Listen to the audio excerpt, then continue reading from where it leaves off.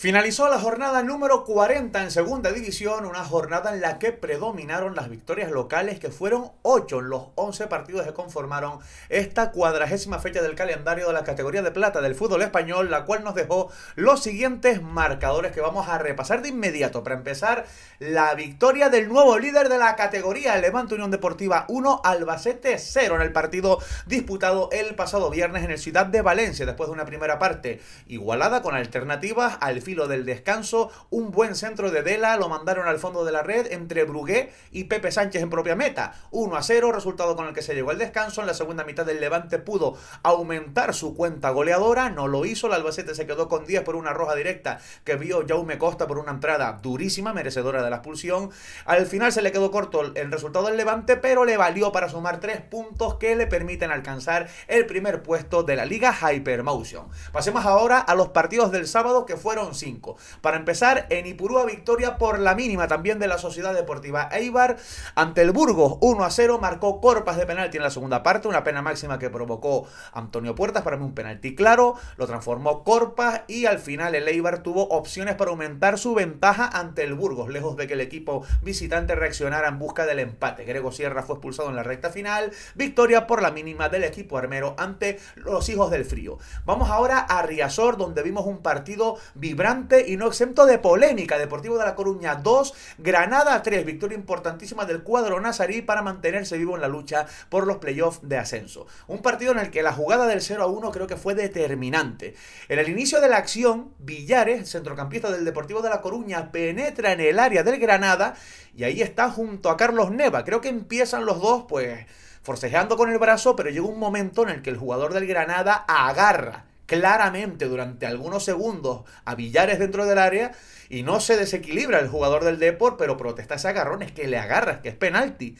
No lo pita el árbitro, recupera el esférico el Granada, saca el portero y a la contra llega el 0-1, gol de Abde. El VAR que revisa si hay penalti en el origen de la jugada, pero determinan que no. Para mí sí lo era y por tanto subió el 0-1 al marcador. En esa misma primera mitad, un error garrafal entre Pablo Vázquez, central, y el portero Germán Parreño, propicia que Sitaisvili pueda aprovecharse para marcar el 0-2 para el Granada, marcador con el que llegamos al descanso. Sin embargo, en el segundo periodo, un error del otro portero, de Mariño, el portero del Granada, fue aprovechado por Barbero para recortar distancia. Sin embargo, nada más sacar de centro, el Granada marcó el 1-3 para volver a respirar. Le duró poco la alegría al cuadro gallego, porque Trigueros haría ese 1-3. En la recta final, en el minuto 90, Jeremai de penalti haría el definitivo 2-3. Barbero vería la roja directa en el descuento por protestar una decisión arbitral. Victoria con polémica, pero importantísima para el Granada. Como también fue importante y también con polémica la victoria de la Sociedad Deportiva Huesca por 2-1 en el Alcoraz ante el Elche, un equipo ilicitano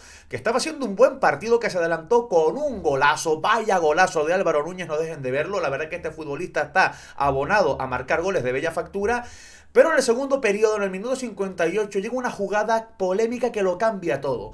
Balón que se marcha hacia la banda a favor del Elche. Germán Valera, que protege el balón, viene a presionar a un jugador del Huesca y él abre los brazos e impacta con un jugador del Huesca, pero no hace el gesto que dice el árbitro, que el árbitro hace este gesto, como que saca el codo y estira la mano hacia detrás. El colegiado le mostró por esa jugada la segunda amarilla a Germán Valeri y dejó al Elche en inferioridad numérica. Para mí es una tarjeta roja que demasiado rigurosa. Y claro, después de la expulsión, el Elche se queda con 10 y el Huesca apretó de lo lindo e hizo méritos suficientes como para marcar los goles que al final consiguió. El empate lo marcó Diego González y en ese periplo entre el 1-1 y el segundo gol del Huesca, Patrick Soco para el equipo alto aragonés y Affenbrugge para el Elche, se rifaron el premio a ver quién fallaba el gol más claro, porque Soco para el Huesca y Affenbrugge para el Elche tuvieron 2 goles cantados, pero ambos fallaron. Quien no perdonó fue Joaquín, que había salido en la segunda parte y revolucionó el partido y puso la guinda a su actuación, marcando un gol de bandera, el 2-1 para llevar el delirio al estadio del Alcoraz. El Huesca sigue vivo con esta victoria en la lucha por los playoffs y el Elche, que perdió el liderato y a la postre perdería también su condición de equipo de zona de ascenso directo, como veremos posteriormente. En Cartagonova vivimos un intrascendente partido entre Cartagena y Tenerife, victoria del FC, la segunda consecutiva en casa, con un gol de cabeza de Alex Millán. La jugada polémica de este partido llegó en el minuto 18, cuando Landázuri vio la roja directa por una acción en la que yo creo sinceramente que no hay ni falta, pero ni el VAR intervino, el Tenerife se quedó con 10 jugadores, otro atropello arbitral que sufre el cuadro blanquiazul, que en los 2 últimos meses, la verdad, que está sufriendo unas decisiones arbitrales en contra que no entran en la lógica de nadie, pero en fin, Cartagena 1, Tenerife 0, el Tete tuvo el empate en la última jugada del partido por medio de Sergio González, pese a estar con 10, pero el FC le dio una nueva alegría a su afición, aunque pese a esta victoria, el Cartagena termina colista después de esta jornada de manera matemática. Y luego diremos por qué. Vámonos a los partidos, al último del sábado, que se jugó en la Rosaleda. Málaga 2, Sporting de Gijón 1, con remontada incluida. Se adelantó el cuadro asturiano con un gol de Otero, que está en un buen momento goleador. Pero el Málaga remontó con un doblete de Chupe, su primer gol. De Espuela, tras un centro de la Rubia, un golazo de Espuela de tacón de Chupe. Y el 2-1 después de aprovechar un error defensivo de Diego Sánchez, que le costó bastante caro al Sporting de Gijón. Ambos equipos que sellan la permanencia después de la disputa de esta jornada, después de ese Málaga 2, Sporting de Gijón 1. Y decía que el Cartagena certificó su condición de farolillo rojo de forma matemática pese a su victoria ante el Tenerife, porque el Racing de Ferrol derrotó al Cádiz en el estadio de Amalata. Racing de Ferrol 1, Cádiz 0, un Cádiz negado de cara al gol con varios tiros al palo. Vio como el Racing de Ferrol se llevaba la victoria con un gol de penalti de Chiqui en la recta final del partido. Con esta victoria el Racing de Ferrol, que elude esa posible caída al farolillo rojo, y el Cádiz, que no se jugaba nada, pues cayó en Amalata por ser poco efectivo de cara al gol.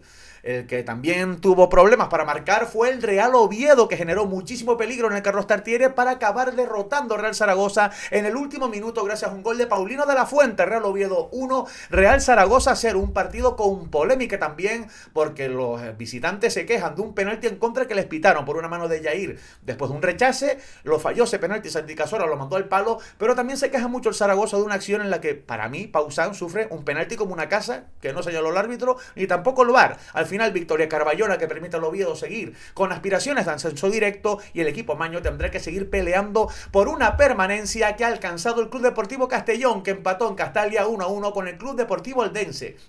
Partidazo este derbi de la Comunidad Valenciana, una primera parte con 3 tiros al palo, 2 del Eldense, 1 del Castellón, ambos equipos buscando el gol, y en el segundo periodo, yo creo que cuando peor estaba el Eldense, en una acción a balón parado llega un penalti a favor del cuadro visitante. Javi Llabres lo transforma 0-1, en ese momento el Castellón se metía en un buen lío y el Eldense se acercaba mucho a la permanencia, pero Markanich logró el tanto del empate después de que el Castellón apretara de lo lindo en busca de la igualada. Con este empate el Castellón se salva y el Eldense se queda a 4 puntos de la permanencia. En serios problemas el equipo de Elda para seguir peleando por el milagro de la permanencia. Y en el último partido del domingo vimos la victoria de la Unión Deportiva Almería por 2-0 ante el Racing de Santander. Luis Suárez, el Pichichi, no estuvo acertado de cara al gol, pero fue el asistente en el 2-0 y provocó el rechace del primer gol de la Almería, que lo marcó Sergio Arribas. El 2-0 lo marcó Arnau Puigmag en la primera jugada de la segunda parte, y me defraudó el Racing de Santander, que estuvo un nivel flojito en el estadio de una Almería que suma su 6ª victoria consecutiva como local para continuar en zona de playoff de ascenso. Una zona de playoff de ascenso que abandonó el Club Deportivo Mirandés para meterse en el segundo puesto, para ponerse en zona de ascenso directo después de derrotar al Córdoba en el partido del lunes, en el último partido de la jornada, por 1-2. Partidos en el Arcángel. Se adelantó el Mirandés con un golazo de Hugo Rincón tras asistencia de Panicelli. En la segunda parte empataría el Córdoba con un tanto de Ander Yoldi, y en el minuto 90 Tomeu, después de una asistencia de Urco y Zeta en un contragolpe, marcaría el 1-2 para meter al Mirandés en zona de ascenso directo. Y eso es que el cuadro jabato logró esta victoria agónica pese a haber tenido innumerables ocasiones clarísimas para, sobre todo, poner el 0-2 en su momento. Sufrió de lo lindo el Mirandés ante un Córdoba que, pese a sufrir tantas ocasiones en contra, pues disparó más a puerta incluso que el Mirandés y tuvo mucha más posesión de balón que un equipo jabato que se mete segundo y depende de sí mismo para lograr el ascenso a primera división. Así que esta fue la jornada número 40 en la categoría de plata del fútbol español. ¿A ti qué te pareció? ¿Cuál fue el partido que más te gustó? ¿Cuál fue tu gol preferido? Comenta, dale a me gusta y hablemos del fútbol de plata.